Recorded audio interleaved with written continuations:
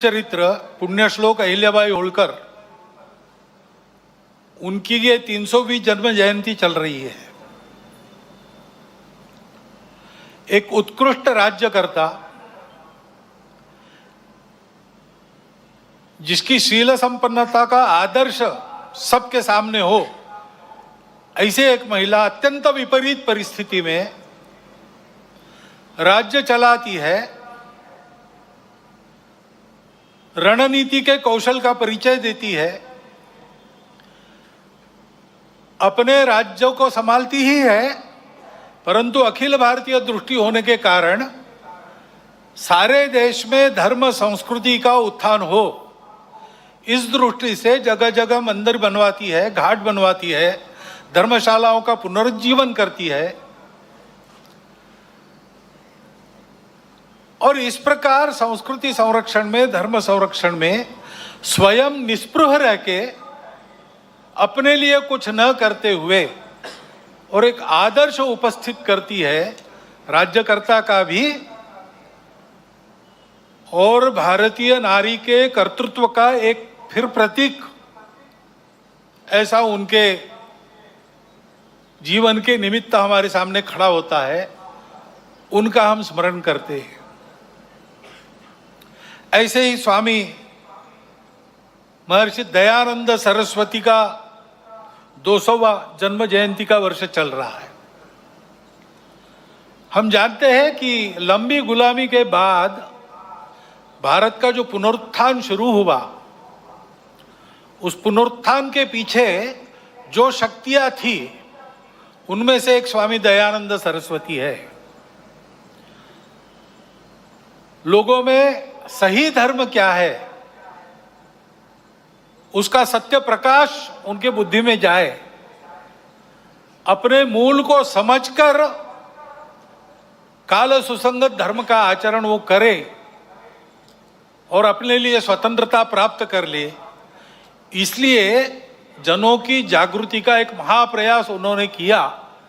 उसकी प्रेरणा में से आगे चल के भारत के जीवन के सभी क्षेत्रों में कई प्रकार के आंदोलन भी हुए। ऐसा एक पुण्य चरित्र उनके भी स्मरण का आज वर्ष है। स्वतंत्र देश होना है, देश वैभव संपन्न होना है, तो प्रजा में चारित्र्य चाहिए। अभी अध्यक्ष महोदय जी ने जिस दैवी गुण संपद का उल्लेख किया, अभयम सत्व संशुद्धि, वही है व्यक्तिगत और सामाजिक चारित्र्य, राष्ट्रीय चारित्र्य, जिनके बलबूते देश बड़ा होता है। पाबना में, आज के बांग्लादेश में, उस समय के पूर्व बंगाल में जन्मे श्री श्री अनुकूल चंद्र ठाकुर होम्योपैथी के डॉक्टर थे, आध्यात्मिक साधक थे। उनके माता से ही उनको दीक्षा मिली थी, तो उनके व्यक्तित्व से आकर्षित होकर लोग उनको आकर मिलते थे, अपनी व्यक्तिगत कठिनाइयां बताते थे, उनके हाल पर उनसे चर्चा होती थी। इसी का आगे एक सत्संग आंदोलन बन गया और 1925 में उस आंदोलन का भी विधिवत पंजीयन हुआ। उस आंदोलन का मुख्यालय आजकल देवघर में है। उनकी भी शताब्दी इस वर्ष 2025 में चलेगी। और हम जानते हैं भगवान बिरसा मुंडा के जन्म के 150 वर्ष हो गए। विदेशी वर्चस्व के विरुद्ध, शोषण के विरुद्ध वनवासी समाज में, आदिवासी समाज में बहुत जागृति जिन्होंने की, केवल भाषण देकर नहीं, अपने जीवन को यज्ञ में अर्पण कर दिया और ऐसा उपदेश दिया और ऐसा आचरण हमारे सामने रखा कि हमारे जनजातीय बंधुओं के अस्मिता को, अस्तित्व को स्वतंत्र भारत में सशक्त होकर अपने योगदान करने को एक पुष्ट वैचारिक और व्यावहारिक आधार उसके कारण प्राप्त हुआ। उनका भी 150वां जन्म जयंती का वर्ष चल रहा है। स्मरण करने का कारण ऐसा है कि ये लोग हमारे सामने मूर्तिमंत उदाहरण है जैसा हमको होना चाहिए। व्यक्तिगत और राष्ट्रीय चारित्र्य, इन्होंने जो किया उसका हमको लाभ हो रहा है, ये बात अलग है। परंतु वो लोग कैसे थे, अलग अलग समय में अलग अलग कार्य क्षेत्रों में उन्होंने काम किया, परंतु सबकी समान बातें कुछ थी। इन सब लोगों ने प्रामाणिकता से, निस्वार्थ बुद्धि से देश हित में, समाज हित में, संस्कृति और धर्म के हित में ही काम किया, अपने लिए कुछ नहीं रखा। निस्पृहता उनका गुण था और निर्भय थे, परिस्थिति की परवाह नहीं की, क्या भुगतना पड़ेगा इसकी कभी चिंता नहीं की। संघर्ष का कर्तव्य उपस्थित हुआ तो पूरे जोर से संघर्ष किया, उसमें आवश्यक जो कठोरता आवश्यक है उस कठोरता का भी वर्ण किया। लेकिन ऐसा होने के बाद भी वो किसी के द्वेष्टा नहीं बने, उन्होंने अपने मन में किसी के प्रति कोई शत्रुता नहीं रखी, सबके प्रति निर्वैर भाव से अपना कर्तव्य वो करते थे। और इसलिए उज्जवल शील संपन्न उनका यह जीवन सज्जनों के लिए आधार बना, दुर्जनों को उनके कर्तृत्व की धाक बनी। इस प्रकार के समाज में शक्ति जब खड़ी हो जाती है तब फिर समाज का उत्थान होता है, देश का उत्थान होता है, बाकी सब सहायक बनता है। ऐसे व्यक्तिगत और राष्ट्रीय चरित्र की आवश्यकता आज की परिस्थिति हमको बार बार बता रही है, ये आवश्यक है, और उसके आदर्श ये जीवन है। क्योंकि परिस्थिति हमेशा, चुनौतियां तो रहती ही है, अच्छा भी रहता है, दुनिया की हो, देश की परिस्थिति हो। अभी वैज्ञानिक प्रगति का वर्णन करते समय आपने बताया भविष्य के लिए तैयार होना है, और भविष्य इस तकनीकी के कारण कई प्रकार की नई सुविधाएं लेके आएगा। आज तक विज्ञान कई प्रकार की सुविधाएं लेकर आया है, तो मनुष्य जीवन भौतिक दृष्टि से पहले से सुखी है। परंतु हम देखते हैं कि इतने प्रगत सुखी मानव समाज में अपने स्वार्थ और अहंकार के कारण कैसे कैसे संघर्ष चलते हैं। इस्राएल के साथ हमास का जो युद्ध छिड़ा वो अब कितना व्यापक होगा और उसकी आग में कौन कौन झुलसेंगे और दुनिया पर इससे कौन सा संकट आएगा, इसकी चिंता सबको लगी है। तो परिस्थिति के दोनों पहलू होते हैं। अपने देश का जब विचार करते तब भी अपना देश आगे बढ़ रहा है, टेक्नोलॉजी के क्षेत्र में, शिक्षा के क्षेत्र में अतिथि महोदय ने वर्णन कर दिया है।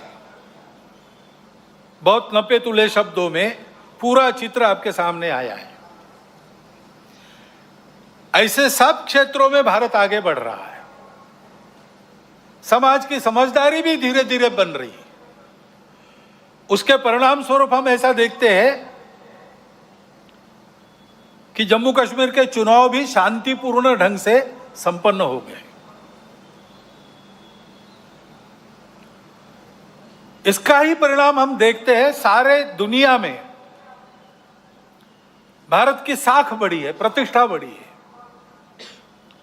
वसुधैव कुटुंबकम का हमारा विचार सबको स्वीकार्य है। हमारा योग सारी दुनिया में एक फैशन बनते जा रहा है, लेकिन केवल फैशन नहीं बन रहा है, उसका जो शास्त्र है, उसकी जो परिणाम है, उसको भी दुनिया स्वीकार कर रही है। पर्यावरण के बारे में हमारी अपनी जो दृष्टि है वो आज सारी दुनिया में स्वीकार्य है। भारत की प्रतिष्ठा बढ़ी है, भारत का सामरिक बल बना है, कई मामलों में देश आगे जा रहा है और आगे ले जाने का प्रयास शासन के द्वारा, प्रशासन के द्वारा, देश के युवकों के द्वारा, वैज्ञानिकों के द्वारा, किसानों के द्वारा, जवानों के द्वारा, सबके द्वारा हो रहा है।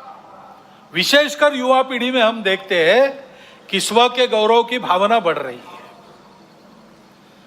अपने देश के भविष्य के लिए बहुत अच्छे लक्षण हैं और ये चलते रहेंगे। ऐसा नहीं है कि ये किसी तात्कालिक समय के वैशिष्ट्य के नाते खड़े हैं। ये करवट बदली है भारत के समाज में और समाज आगे बढ़ेगा, देश को आगे ले जाएगा, इसका पूर्ण विश्वास है। परंतु जीवन का मार्ग कभी निष्कंटक नहीं होता और इसलिए कुछ चुनौतियां भी सामने है। विजयादशमी के भाषण में इन दोनों बातों की चर्चा होती है, परंतु चूंकि देश की आगे कुछ चलती रहेगी ये विश्वास है, उस तरफ देश ने रुख कर लिया है और देश आगे ही बढ़ेगा।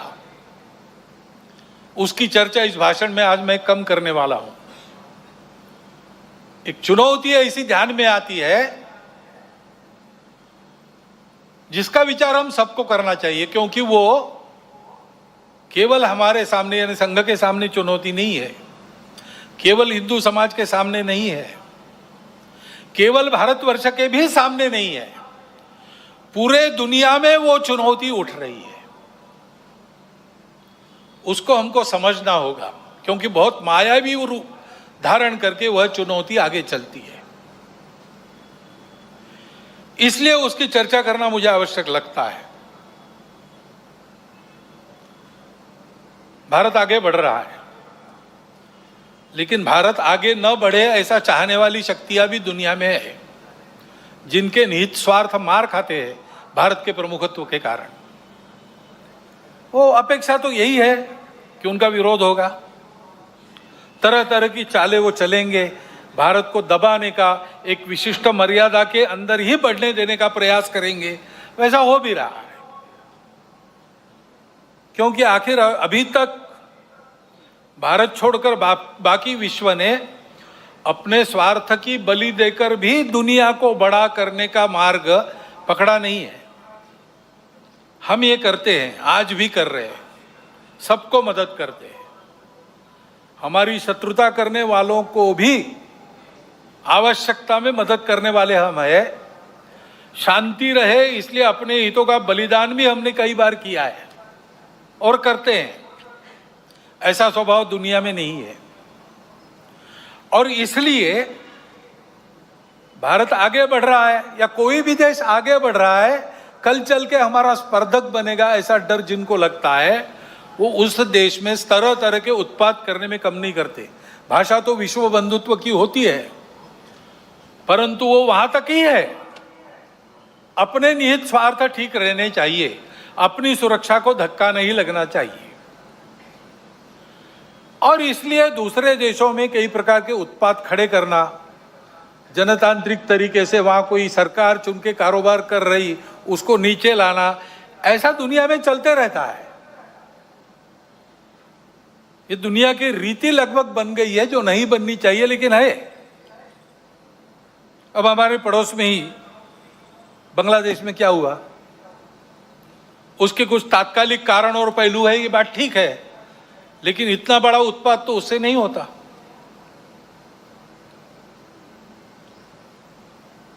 वो कारण, उनकी चर्चा जिनका विषय है वो करें,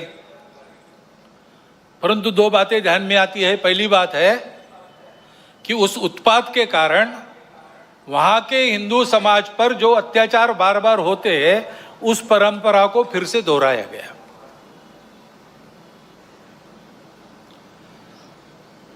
पहली बार वहां का हिंदू संगठित होकर अपने बचाव में रास्ते पर आया, इसलिए कुछ बचाव हो गया।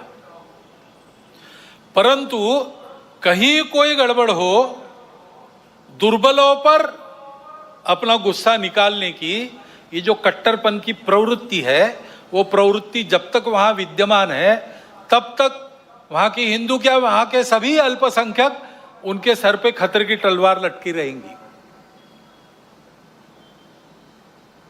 उनको आवश्यकता है मदद की,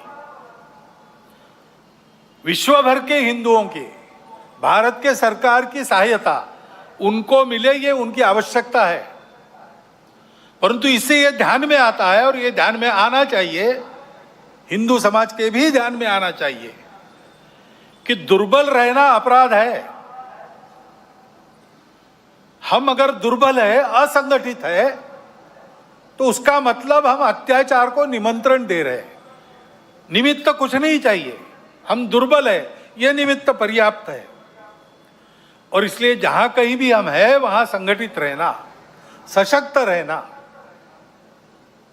किसी से शत्रुता नहीं करना, हिंसक नहीं बनना, योगदान देने वाले बनना, परंतु इसका अर्थ दुर्बल रहना नहीं, अशक्त रहना नहीं। इसको हमको करना ही पड़ेगा। लेकिन दूसरी बात है हमारे सबके ध्यान देने की। अब वहाँ चर्चाएं ऐसी चलती है बांग्लादेश में कि भारत से हमको खतरा है, और भारत से खतरा है इसलिए पाकिस्तान को साथ लेना चाहिए, वही हमारा प्रामाणिक मित्र है। और दोनों मिलके, क्योंकि उनके पास न्यूक्लियर वेपन्स है, हम भारत को रोक सकते हैं। जिस बांग्लादेश के निर्माण में भारत की पूरी सहायता हुई, जिस बांग्लादेश के साथ भारत ने अब तक कोई वैरभाव रखा नहीं, आगे भी नहीं रखेंगे, उस बांग्लादेश में ये चर्चाएं हो रही है। ये चर्चाएं कौन करा रहा है? ऐसे वर्णन, नैरेशंस वहां पर चले, ये किन किन देशों की हित की बात है? ये तो देखने वाले, सोचने वाले समझते हैं, नाम लेने की आवश्यकता नहीं। हमारे देश में भी ऐसा हो, ये इच्छा है, क्योंकि भारत बड़ा बनेगा तो सब स्वार्थ के दुकान तो बंद हो जाएंगी, और इसलिए भारत का यह सामर्थ्य न बने। ऐसे उद्योग चल रहे हैं। Deep state, wokeism, cultural Marxism, ऐसे शब्द चर्चा में बहुत है। पिछले साल भी मैंने उल्लेख किया था। कुछ लोगों ने कहा था कि अपने यहाँ तो है ही नहीं। ऐसा नहीं है, अपने यहाँ है, बहुत पहले से है। क्योंकि केवल भारत नहीं, सभी सांस्कृतिक परंपरा के विरुद्ध ये विचार जाता है। परंपरा से दुनिया में कहीं भी कोई भी समाज जीवन में जो मंगल है, भद्र है, ऐसा मानता है, उसको ध्वस्त करना ये इनके कार्य प्रणाली का अंग है। और ये करने के लिए पहला सूत्र उनका होता है, इन्वेड द इंस्टीट्यूशंस, संस्थाओं को कब्जे में लो। शिक्षा संस्थान है, विद्यापीठ है, शिक्षा व्यवस्था है, माध्यम है, बौद्धिक जगत है, इन सब पर अपनी पकड़ कायम करके उनके द्वारा समाज में विचारों की विकृति का प्रसार करना, विचारों को बिगड़ना, अपनी परंपरा के प्रति, अपने स्वत्व के प्रति अश्रद्धा से उत्पन्न करना। हम ही अपने लोगों को गाली दे, हम ही अपने बातों को तुच्छ माने, उनकी लज्जा करें, इस प्रकार का वातावरण पैदा करना। इतना बड़ा समाज है, उसकी कई विविधताएं हैं, उन विविधताओं को अलगाव में परिवर्तित करना। नहीं है वहां कोई जबरदस्ती विविधता आरोपित करके हम विविध है इसलिए हम अलग है, हम विविध है इसलिए हम एक नहीं है, हमारे स्वार्थ अलग है, ऐसा नैरेशन देना। इतना बड़ा समाज है, छोटी मोटी समस्याएं सबकी रहती है, बड़ी समस्याएं भी रहती है। समाज की स्थिति में सब कुछ ठीक ही रहता है ऐसा नहीं, सुधारने का भी बहुत कुछ होता है, तो कई अन्याय चलते रहने वाले रहते हैं। इन सबको लेकर एक असंतोष उत्पन्न करना, संघर्ष उत्पन्न करना, टकराव की स्थिति उत्पन्न करना, लोगों को उग्र बनाना, व्यवस्था, कानून, सत्ता, प्रशासन, इन सब के प्रति अश्रद्धा, अनादर का व्यवहार सिखाना, इससे उस देश पर बाहर से वर्चस्व चलाना आसान होता है। पहले जैसा आपस में युद्ध करना अब आसान नहीं है। अब युद्ध इस प्रकार से होता है, इसको मंत्र विप्लव कहते हैं अपने परंपरा में। ऐसा मंत्र विप्लव चल रहा है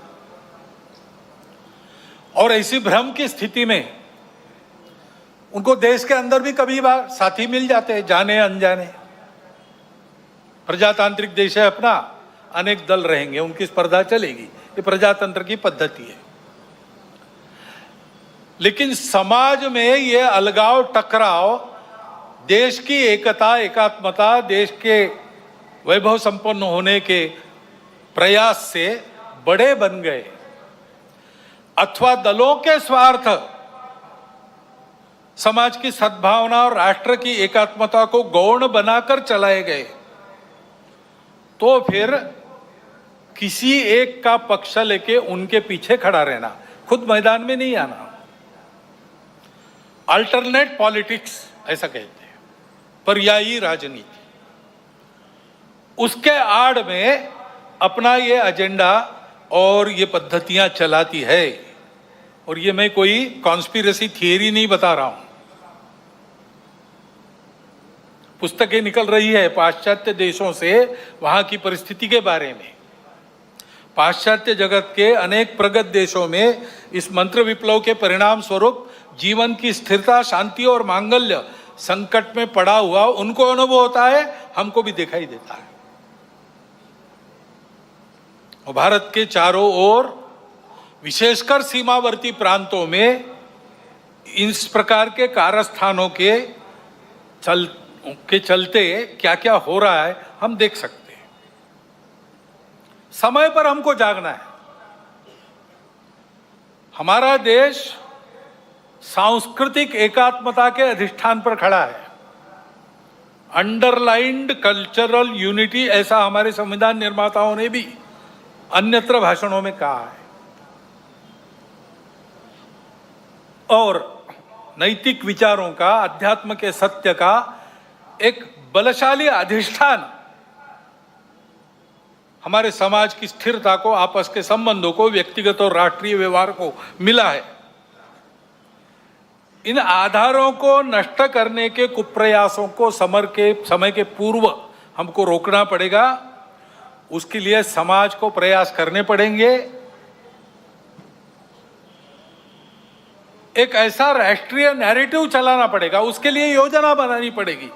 कानून संविधान की मर्यादा में रहते हुए, अपने सांस्कृतिक अधिष्ठान पर पक्का रहते हुए हमको इसकी योजना बनानी पड़ेगी, क्योंकि समाज को सुरक्षित रखने के लिए इसी का उपयोग होगा। संस्कारों का क्षरण इन विभेदकारी ताकतों को पुष्ट करता है, और वो बलवान होती है तो वो भी संस्कारों के क्षरण का कारण बनती है। और हम देख रहे हैं कि भारतवर्ष में इस प्रकार का मनोवचन कर्मों पर कुप्रभाव निर्माण हो रहा है, क्योंकि अब कोई बात छिपी रहती नहीं, मीडिया सर्वत्र पहुंचता है। बड़ों के साथ बच्चों के हाथ में भी मोबाइल है। मोबाइल पर वो क्या देख रहे हैं, उनको क्या दिखाया जा रहा है, इस पर कोई नियंत्रण नहीं है। घर में क्या देखना नहीं देखना, इस प्रकार का विवेक नहीं मिल रहा है।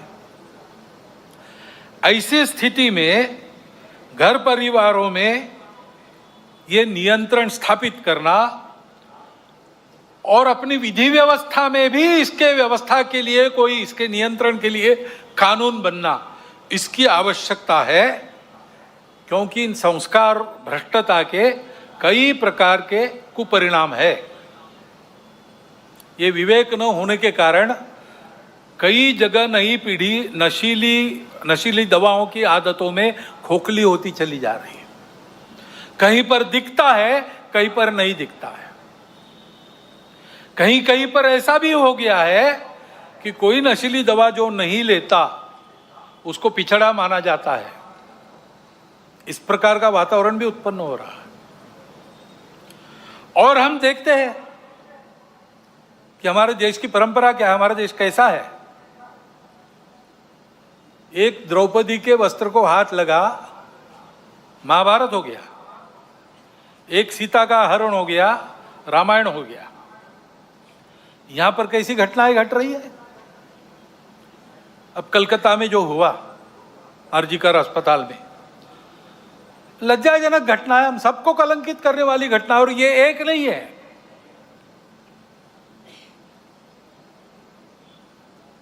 घटनाएं होती है, उसका नियंत्रण वगैरह करना, जैसे वहां खड़े हो गए समाज के सब लोग डॉक्टर लोगों के साथ, घटना होने ही नहीं देना, इसलिए चौकन्ना रहना चाहिए, सुरक्षा देनी चाहिए। परंतु होने के बाद भी वहां जिस प्रकार से टालमटाल का प्रयास हुआ, अपराधियों को संरक्षण देने का प्रयास हुआ, ये जो अपसंस्कृति फैली है, उसके साथ अपराध और राजनीति का जो गठबंधन हो गया है, उसके ये परिणाम है।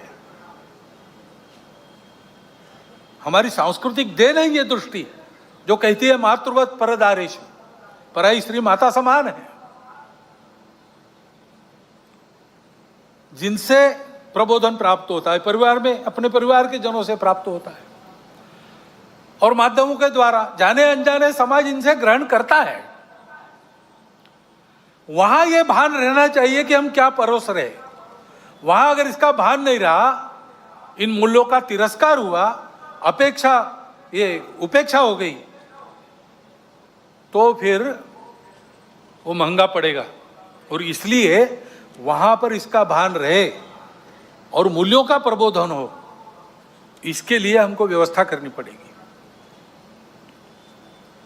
ये जो परिस्थिति सारी चल रही है, उसमें हम देखते हैं कि सारे खतरे संस्कार भ्रष्टता के कारण और आपस में अलगाव की हवा बहती है, उसमें बह जाने के कारण देश में सर्वत्र, आप देखिए, सीमा से लगे पंजाब है, जम्मू कश्मीर है, लद्दाख है, समुद्री सीमा पर केरल है, तमिलनाडु है, और बिहार से मणिपुर तक पूरा पूर्वांचल है, अस्वस्थ है।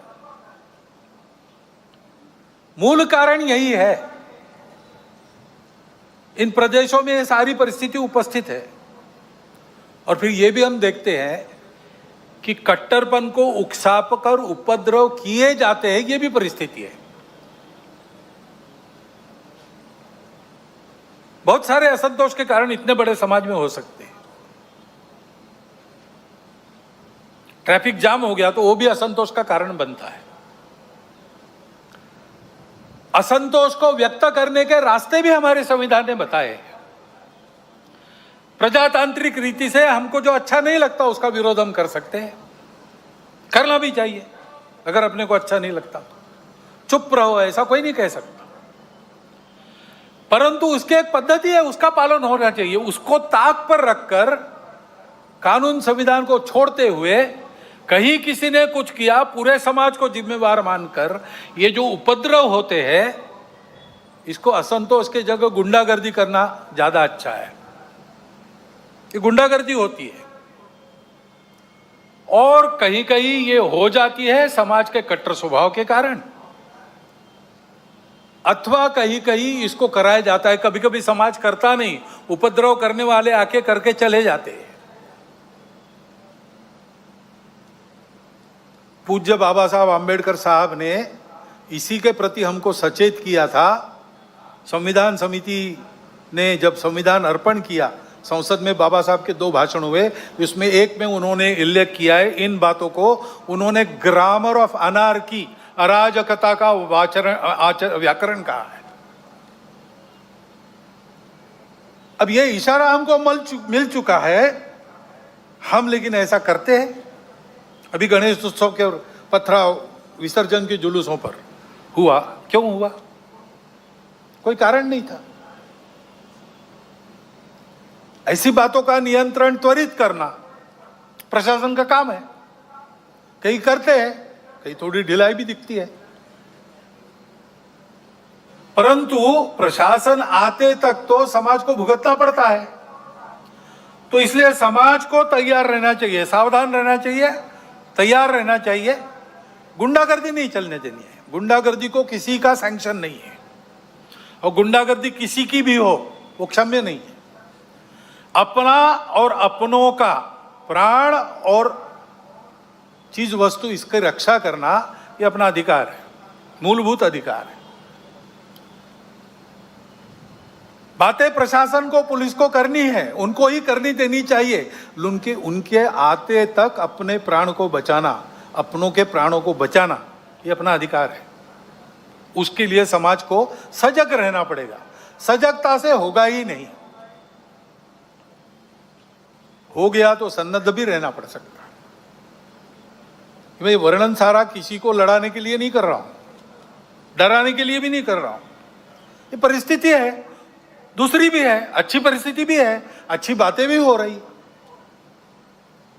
हमको इस परिस्थिति में से जाना है, और इसलिए क्योंकि हम सबकी इच्छा है अपना देश एकात्म हो, सारे झगड़े समाप्त हो, अपना देश बड़ा बने, सबकी इच्छा है, सबका कर्तव्य भी है। और इसलिए समाज की एक विशिष्ट प्रकार की स्थिति चाहिए, विशिष्ट दिशा में प्रयासों की आवश्यकता रहती है। समाज स्वयं जगता है, अपना पुरुषार्थ करता है, तब महापुरुष, संगठन, संस्थाएं, प्रशासन, शासन ये सब सहाय्य कार्य होते हैं। समाज की स्वस्थ स्थिति से सारे उपद्रव टल जाते हैं। जैसे इम्यूनिटी कम होने के बाद रोग आते हैं, स्वस्थ अवस्था शरीर की ढलती है, बीमारियां बाद में घेरती है, और बीमारियां भी स्वस्थता को नष्ट करती है। और इसलिए यह स्वस्थ अवस्था समाज की सशक्त अवस्था, यानी समाज की संगठित अवस्था है। समाज को सशक्त रहना चाहिए, संगठित रहना चाहिए, क्योंकि दुर्बलों की परवाह देव भी नहीं करते।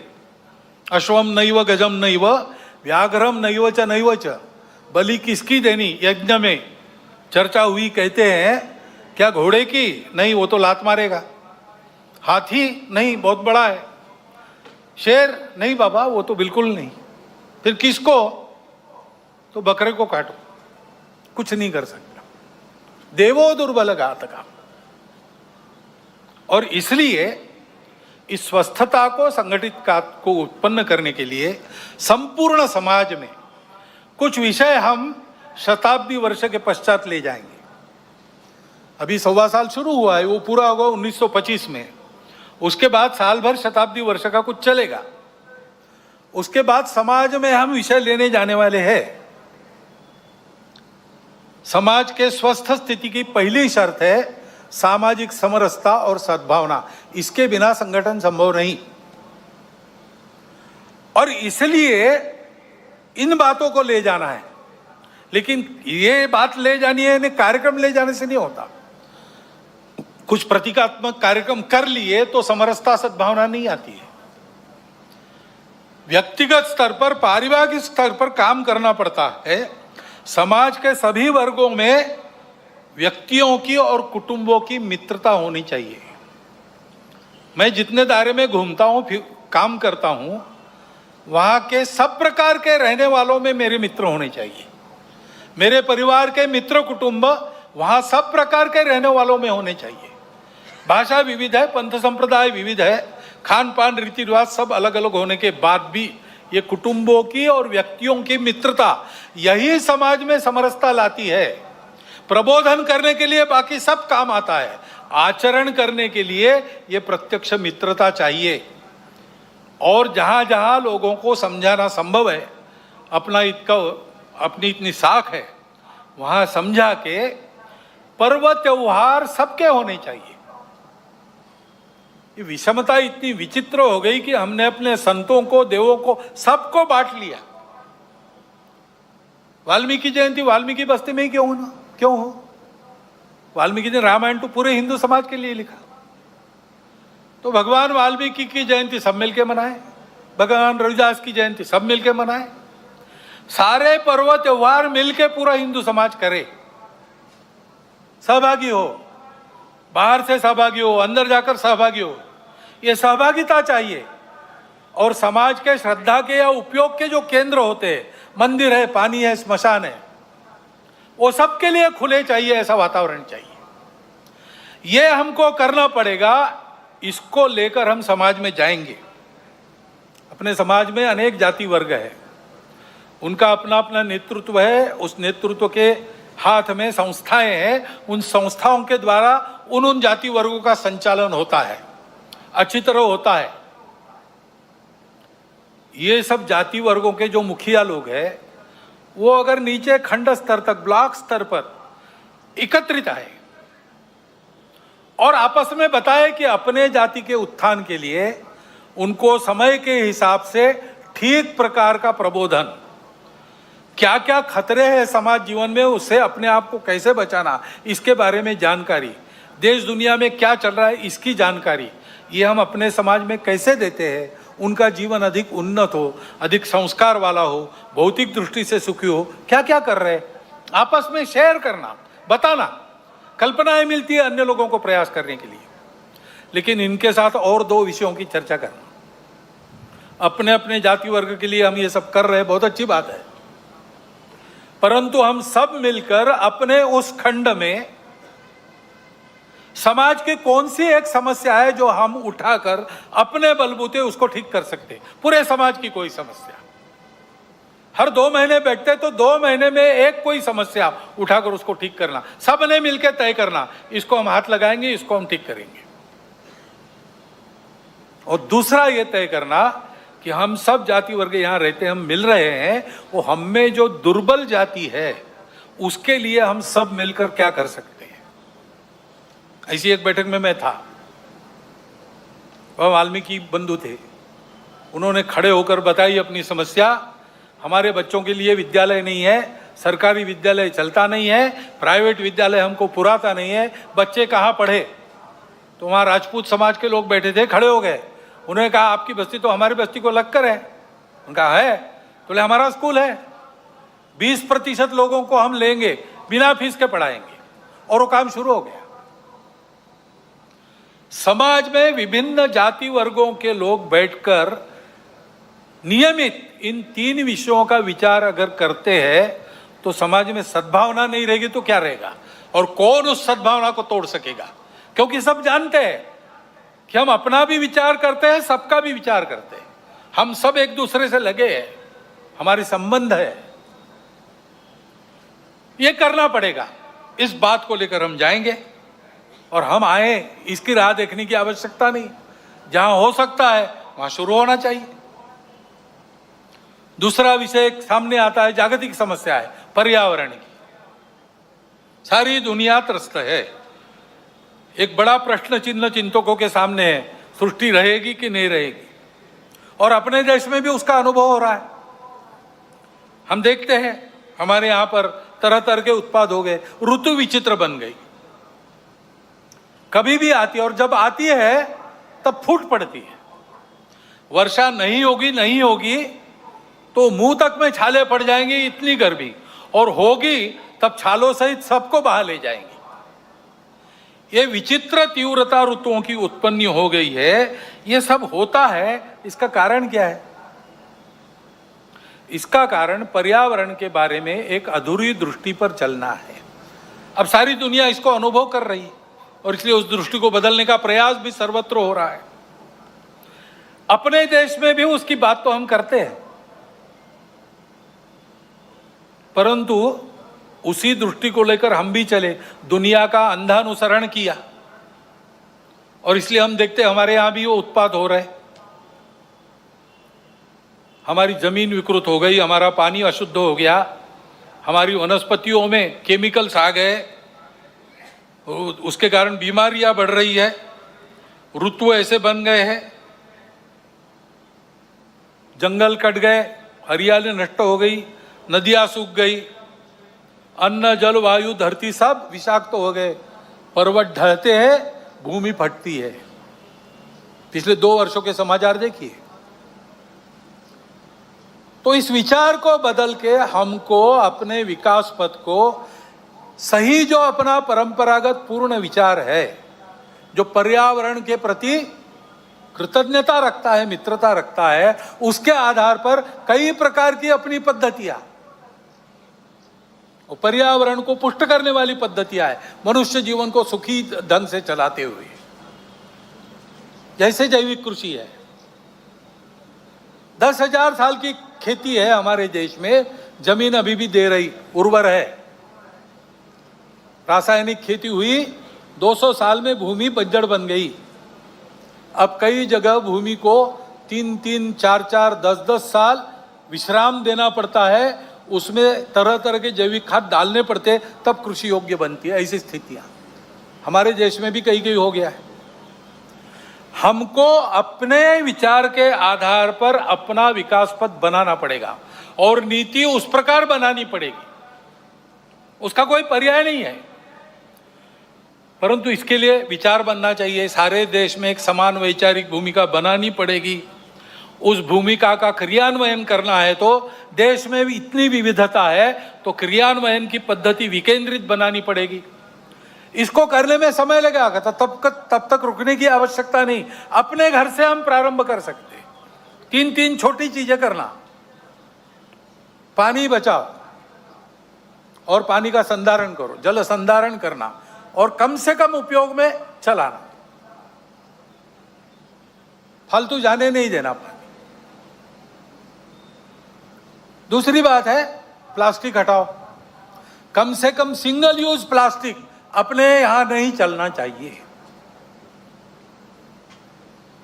और तीसरी बात है पेड़ लगाओ, घर में भी हरियाली रखो, आंगन है तो बगीचा करो, पेड़ सब्जी वहां उगाओ। नींबू का पेड़ हो सकता है, सीताफल का पेड़ हो सकता है, छोटी मोटी सब्जियां हो सकती है, पालक मेथी ये सब हो सकता है, छोटे से आंगन में भी हो सकता है, गमलों में भी वो खेती हो सकती है, छत पर भी खेती हो सकती है। घर की हरियाली बढ़ाओ और अपने गांव की, शहर की, मोहल्ले की हरियाली बनाने के लिए वृक्षारोपण करो। और कोई भी वृक्ष मत लगाओ, परंपरा से उस आबो हवा में मनुष्य जीवन को जो धारण करते हैं, ऐसे वृक्षों का ज्ञान अपने यहाँ है, वो लगाओ। कई पेड़ हमने फैशन के नाते लगाए, विदेशों से आयात करके लगाए। अब उनको काटने की आज्ञा सरकार दे रही है, क्योंकि उसके कारण मदनपल्ली गया था, कुछ पेड़ लगे थे, ये पेड़ काटने को कहा है सरकार ने। क्यों कहा है भाई? अच्छे तो घने पेड़ है, इस पर पंछी नहीं बैठता और इसकी हवा में आने वाले को विकार होते हैं, विषारी हवा है, ऐसे पेड़ हम क्यों लगाए? हमारे यहाँ पेड़ है परंपरा से, नीम का पेड़ इतना गुणकारी है, ऐसे पेड़ है। वृक्षारोपण करना ये करते हैं तो नीतिगत प्रश्नों के संबंध में हल करने में जो समय लगेगा, विलंब होगा, उस बीच नुकसान तो कम होगा या थम जाएगा। ये हमको करना चाहिए। दूसरी बात आती है संस्कार क्षरण की चर्चा हमने की। संस्कार शिक्षा से मिलते हैं। शिक्षा 3 जगह से होती है। एक अपना घर है, घर में सांस्कृतिक मूल्यों का प्रशिक्षण होता है, घर के वातावरण से, घर के लोगों के आचरण से। ये जो कहा मैंने, मातृवत परदारेषु परद्रव्येषु लोष्टवत आत्मवत सर्वभूतेषु, आज की हवा बिल्कुल उल्टी चलती है ना। तुम ही सब कुछ हो, इंडिविजुअलिज्म। यहां कहते हैं आत्मवत सर्वभूतेषु, मेरे जैसे सब लोग हैं, जिससे मुझे खराब लगता है दूसरों के साथ नहीं करूंगा। पैसा शॉर्टकट से नहीं लूंगा, पसीने का कमाऊंगा वही खाऊंगा। दूसरों का पैसा मिट्टी का ढेला है मेरे लिए। परद्रव्येषु लोष्टवत और मातृवत परदारेषु। ये प्रशिक्षण कहाँ होता है? सबसे पहले अपने घर में होता है, बचपन से होता है। घर का वातावरण वैसा करना, घर के सब लोगों को वैसा व्यवहार रखना चाहिए, अपने कुटुंब में इसकी चर्चा करते रहनी चाहिए, वैसा वातावरण बनाना चाहिए। शिक्षा नीति में ये आना चाहिए। नई शिक्षा नीति में इसका प्रयास चल रहा है। परंतु वो जो कॉलेज स्कूल में शिक्षा मिलती है, यानी प्रबोधन होता है, भाषण होता है, पढ़ना होता है, सुनना होता है, केवल उससे नहीं होता, देखना भी होता है। शिक्षा में जो पढ़ाया जा रहा है उसका मूर्तिमंत उदाहरण शिक्षक प्राध्यापक होने चाहिए। वहां से प्रारंभ करना पड़ेगा, उनके प्रशिक्षण का कोई तरह का ढूंढना पड़ेगा। लेकिन ये ध्यान रखना, शिक्षा तो बाद में आती है। आयु के 3 साल से लेकर 12 साल तक की घर के वातावरण से और घर में होने वाले संवाद से मनोभूमिका बनती है। आदमी उसी दिशा में आगे बढ़ता है। इसलिए घर और ऐसे शिक्षा संस्थान, उसके साथ साथ सामाजिक वातावरण, समाज में जिनको देखकर लोग चलते हैं, यद्यदाचरति श्रेष्ठ तत्तदेवेतरो जना महाजनो येन गतस्स पंथा, कई उक्तियां हैं। समाज के प्रमुख लोग जैसा चलते वैसा सब लोग करते, विचार करने की झंझट में नहीं करते पड़ते, उनकी वो क्षमता नहीं, वो समझते भी नहीं। तो जिनको बड़ा माना जाता है, जो लोकप्रिय है, जो प्रभावी है, वो जैसा कहेंगे करेंगे, वैसा कहते करते हैं लोग। उनको ये चिंता करनी चाहिए, समाज के मन को गढ़ने वाले माध्यमों को इसकी चिंता करनी चाहिए कि हमारे करने में से समाज की धारणा करने वाले, समाज में भद्रता मांगल्य कायम रखने वाले मूल्यों का पोषण होना चाहिए। कम से कम उसको धक्का लगे ऐसा कुछ नहीं करना चाहिए। जिस प्रकार की बातें आती है OTT प्लेटफॉर्म्स वगैरह पर, बताना भी अभद्रता होगी, इतना बीभत्स होता है। और इसलिए मैंने कहा कि इसका कानून से भी नियंत्रण होने की आवश्यकता है, बहुत आवश्यकता है। जो संस्कार भ्रष्टता था, एक बड़ा कारण वो भी है। और इन्हीं संस्कारों का जीवन में प्रकटीकरण जब होता है तो उसका एक दूसरा पहलू है हमारा सामूहिक जीवन, सामाजिक जीवन, नागरिकों का जीवन। हम लोगों को देश में साथ में रहना है। साथ में रहना है तो ठीक से चलना आना चाहिए ना। अभी आपने देखा यहाँ कीचड़ फैला था, उसमें चलना संभव नहीं था, चलते फिसल जाते, ठेला ठेली होती। चलने का कार्यक्रम रद्द कर दिया, क्योंकि बाजार में चलना अलग बात है, वहाँ कोई किसी का रहता नहीं, अपना अपना काम करने आता है, चले जाता है, तो भीड़ रहती है, ठेला ठेली होती है, सब होता है। लेकिन ठीक से चलना है तो मिलके चलने का शास्त्र रहता है, मिलके चलने के नियम होते हैं।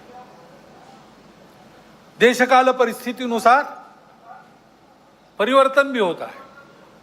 आज 2 पथ संचलन होने वाले थे, एक करना पड़ा। एक उसमें 6 कतारों में चलने वाला था, सबको 4 में चलना पड़ा, क्योंकि वर्षा के कारण एक परिस्थिति आई। ऐसे परिवर्तन होते रहते हैं। लेकिन अपने समय में जो भी नियम है साथ चलने के, उसका पालन करना चाहिए। नागरिक अनुशासन होता है, कई प्रकार के कर बिल भरने पड़ते हैं, समय पर भरना चाहिए। दीनदयाल जी ट्रेन में जा रहे थे, ट्रांजिस्टर बंद कर दिया, सामने वाले को कहा कि आपके पास ट्रांजिस्टर लगाओ, मुझे वार्ता न्यूज़ सुननी है। सामने वाले ने कहा अभी तो आपने बंद किया आपका।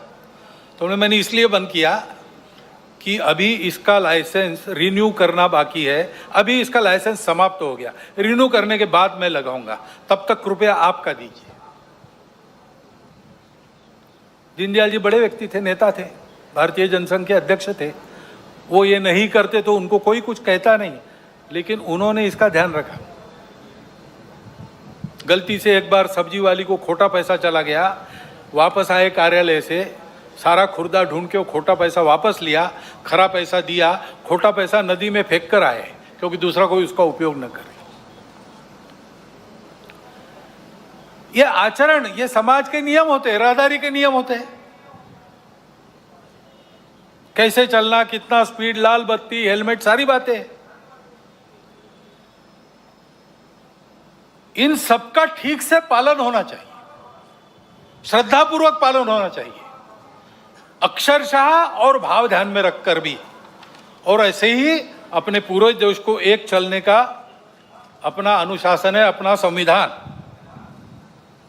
वो संविधान हम सब लोगों ने अपने लिए धारण किया है। संविधान की प्रस्तावना में पहला वाक्य है, हम भारत के लोग अपने आप को इस संविधान को अर्पण करते हैं।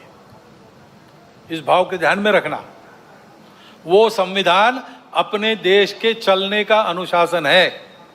उस अनुशासन का भी पालन होना चाहिए। और इसलिए उस संविधान के 4 प्रकरण विशेष महत्वपूर्ण है। सबको उसका प्रबोधन मिलना चाहिए, सब में उसकी चर्चा होनी चाहिए। एक तो संविधान की प्रस्तावना है, दूसरा संविधान में मार्गदर्शक तत्व है, संविधान में मूलभूत कर्तव्य है और संविधान में मूलभूत अधिकार है। सामान्य लोगों को भी इसकी जानकारी मिलनी चाहिए, उसके प्रबोधन की व्यवस्था होनी चाहिए। घर में से, स्वभाव में से हमको मिलजुल कर चलने की कला मिलती है, वो मिलनी चाहिए। वो पारस्परिक व्यवहार का अनुशासन, परस्पर व्यवहार में मांगल्य, सद्भावना, भद्रता और सामाजिक व्यवहार में देशभक्ति और समाज के प्रति आत्मीयता के साथ कानून संविधान का निर्दोष पालन, ये सब मिला के व्यक्तिगत और राष्ट्रीय चारित्र्य बनता है। देश की सुरक्षा, एकात्मता, अखंडता व विकास के लिए यही 2 पहलुओं महत्वपूर्ण है। इनका त्रुटि विहीन और संपूर्ण होना आवश्यक है। इसलिए सजगता और सातत्य के साथ इसकी आदत लगानी चाहिए। आदत की बात है, समझते सब है, करने की आदत जो पड़ी है उसको बदलने की बात है। इसलिए हमेशा सतर्क रखते एक एक कदम पर इसमें, इस चौखट में मैं ठीक चल रहा हूं कि नहीं, ये देखना चाहिए। और ये आचरण सतत ऐसे होता है, उसकी प्रेरणा है स्व की प्रेरणा। स्वदेशी हम कहते हैं। ये स्व क्या है? अध्यक्ष जी ने उल्लेख किया, हम कौन है, कहां से आए, कहां जाना है। इसके आधार पर हमारे पूर्वजों ने एक सत्य को प्राप्त किया। उस सत्य के आधार पर हमारे कुछ मूल्य बने, जिनको धर्म कहते हैं। सत्य, करुणा, शुचिता, तपस, इस चौखट में जो बैठता है वो धर्म है। धर्म भारत का स्व है, रिलीजन नहीं। रिलीजन अनेक है।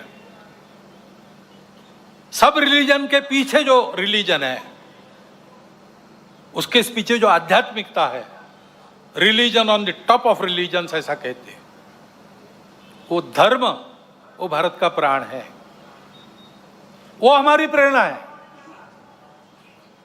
उसके कारण हमारा इतिहास बना है, उसके लिए हमारे बलिदान हुए। देखिए अपना पूरा इतिहास, आपको पता चलेगा कि भारतवर्ष में जो कर्तृत्व हुआ है वो धर्म के कारण हुआ है। भारतवर्ष में जो संघर्ष हुआ है वो भी धर्म के लिए हुआ है। उसको ध्यान में रखना, उसकी पहचान, स्पष्ट स्वरूप ध्यान में आना चाहिए। हम कौन है, उसके नाते हम कहे जाते हम सब हिंदू है, क्योंकि उस धर्म को जो शाश्वत है, सनातन है, सृष्टि के साथ अस्तित्व में आया है, सबको है, सबका है। हमने खोजा नहीं है, हमने दिया नहीं किसी को, हमने पहचाना केवल। इसलिए उसको हिंदू धर्म कहते हैं, जो वास्तव में मानव धर्म, विश्व धर्म है। वो हमारा स्वत्व है। उस स्वत्व के आधार पर चलना, छोटे छोटे व्यवहार भी उसके आधार पर करते हैं। उसके गौरव के कारण स्वाभिमान उत्पन्न होता है, और स्वाभिमान हमको बल देता है आगे बढ़ने का।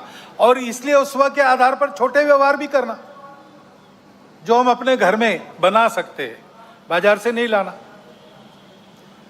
बाजार से लाना है तो इसलिए लाना कि किसी का रोजगार उस पर चलता है। जो अपने देश में बन सकता है, बाहर से नहीं लाना। देश में नहीं बनता, उसके बिना काम चल सकता है, चलाना। बाहर से लाना ही है, जीवन आवश्यक है, देश में नहीं बनता तो ठीक है, फिर लाइए। देश का जो व्यापार चले, अंतर्राष्ट्रीय व्यापार में तो माल देना भी पड़ता है, माल लेना भी पड़ता है, वहां तो चलेगा। लेकिन वहां अपनी आवश्यकता के अनुसार अपनी शर्तों पर हम खरीदेंगे। सौदा पटेगा तब लेंगे, दबाव में नहीं करेंगे। अपने घर के अंदर अपनी भाषा बोलेंगे। घर के अंदर भाषा, भूषा, भजन, भोजन अपना होना चाहिए। भ्रमण करने के लिए जाते, सारी दुनिया में जाइए, कोई बात नहीं, अपने देश के भी स्थान देखिए, प्रेरक स्थान है, और अपने देशवासियों की स्थिति बताने वाले स्थान है। जाइए वनों में, अपने वनवासी बंधु कैसे रहते हैं, झुग्गी झोपड़ियों में जाइए, वहां कैसे जिया जाता है, प्रेरक स्थानों पर जाइए, किले देखिए, चित्तौड़ का गढ़ देखिए, रायगढ़ देखिए, ये भी जाने के स्थान है। भ्रमण वैसा होना चाहिए और अपना भवन भी वैसा होना चाहिए।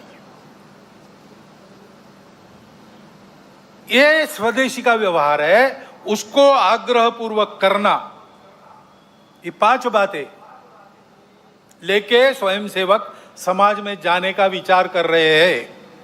समरसता, सद्भावना, पर्यावरण, कुटुंब प्रबोधन, स्वदेशी और नागरिक अनुशासन।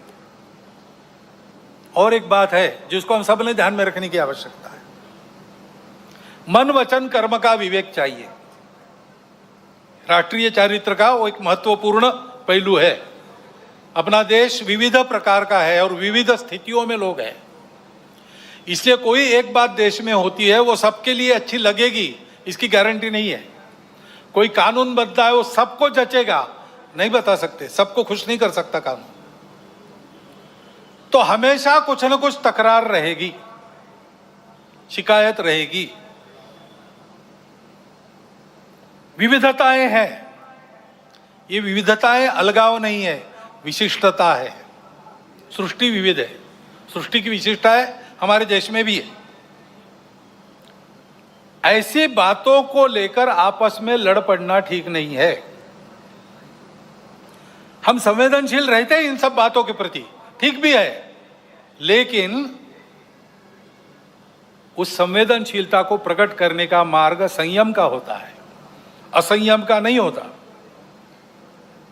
कानून और व्यवस्था को धता बताकर अवैध या हिंसात्मक मार्ग से उपद्रव खड़े करना, किसी ने किया पूरे वर्ग को जिम्मेवार मानना, ये गलत है, किसी के लिए ये विहित भी नहीं है। सहिष्णुता, सद्भावना भारत की परंपरा है। असहिष्णुता और दुर्भावना भारत विरोधी और मानव विरोधी दुर्गुण है।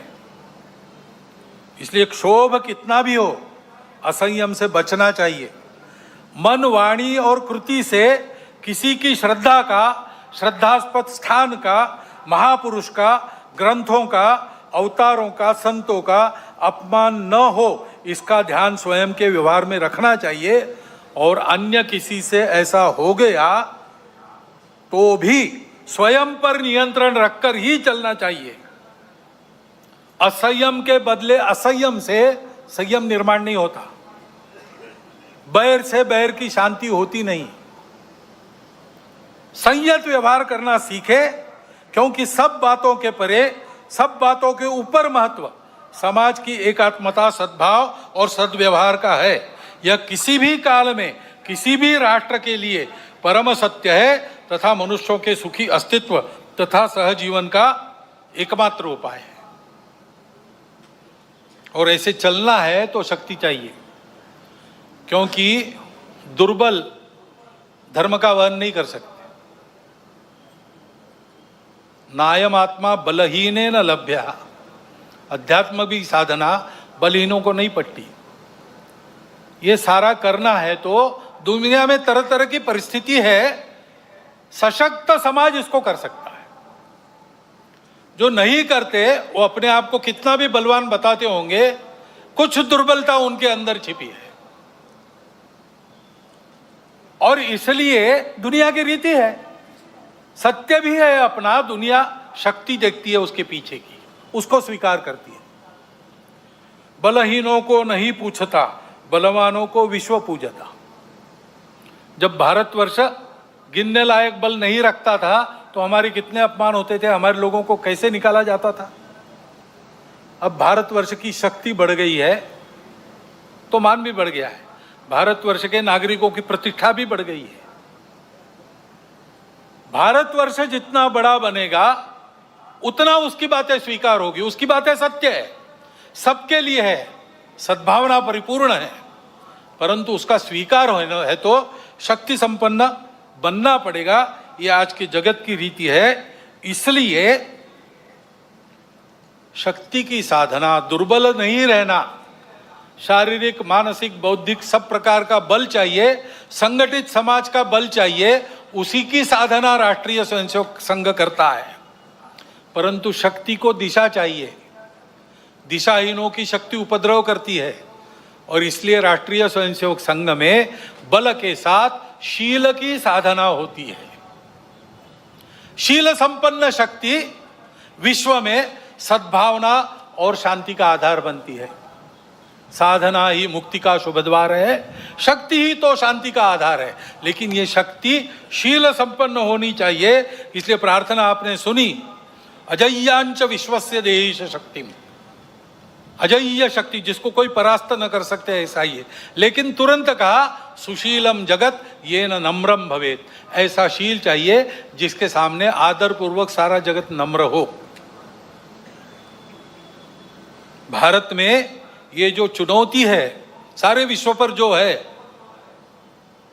संपूर्ण विश्व का, विश्व की व्यवस्था मांगल्य नष्ट करके अपने स्वार्थी दाव की पकड़ में विश्व को रखना चाहने वाले लोग जो कर रहे हैं और अपने स्वार्थ के लिए उनको साथ दे रहे हैं, वो चुनौतियां उपस्थित करेंगे।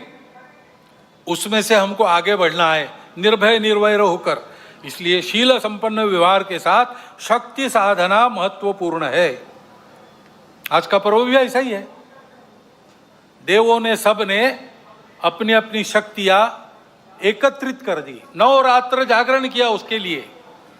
उसमें से चिन्मयी जगदम्बा प्रकट हुई और उसके प्रकट होने से असुरों का निर्दालन हो गया, सज्जनों का कल्याण हो गया और विश्व का कल्याण हुआ।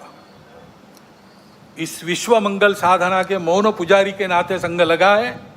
सबको यही साधना अपने परम पवित्र मातृभूमि को परम वैभव संपन्न बनाने की शक्ति व सफलता प्रदान करेगी।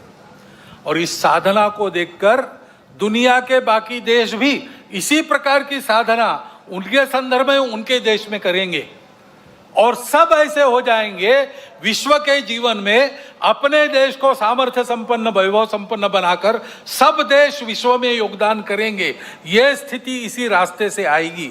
ऐसी यह साधना है, सुख शांति सद्भावना युक्त विश्व को बनाने की साधना करने वाला, भारत बनाने की यह साधना है। इस साधना में आप सबको मैं निमंत्रित करता हूं और इन पंक्तियों के साथ अपने वाणी को विराम देता हूं।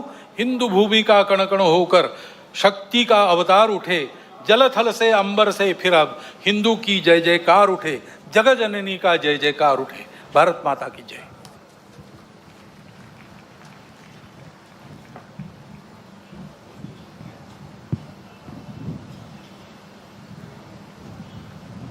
दंड लेकर खड़े रहेंगे। सावधान, उत्तिष्ठ।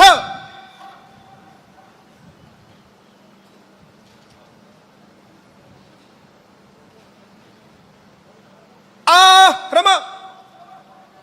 ध्वजावतरण के वक्त सभी उपस्थित नागरिक तथा माता भगिनी अपने अपने स्थान पर खड़े रहेंगे।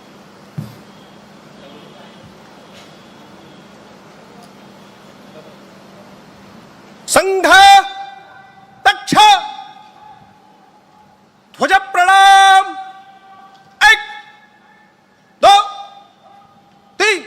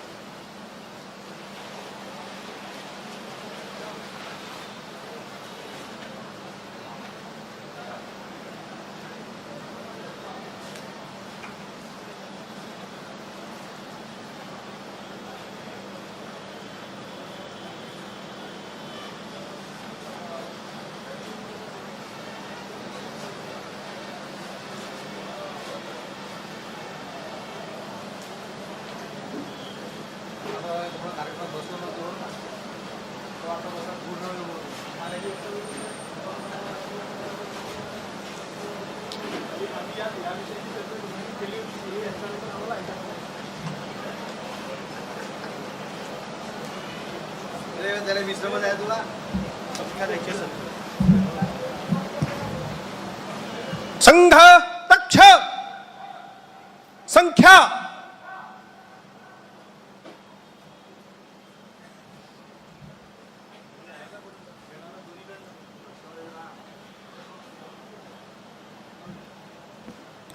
प्रसाद मास्तर आशीष जी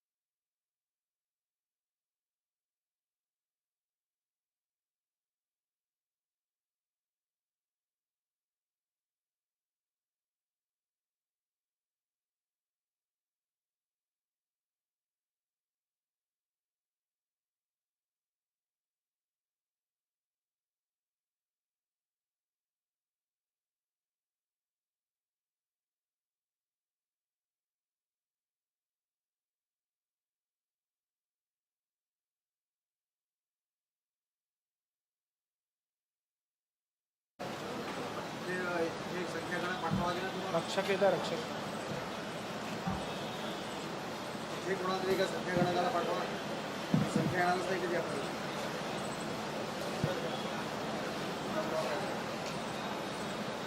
मागे मागे मागे